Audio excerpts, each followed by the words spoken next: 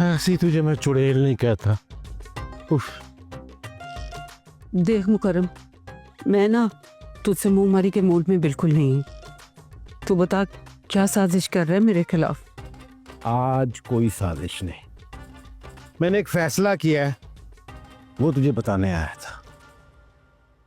तेरे फैसलों से मेरा क्या लेना देना है?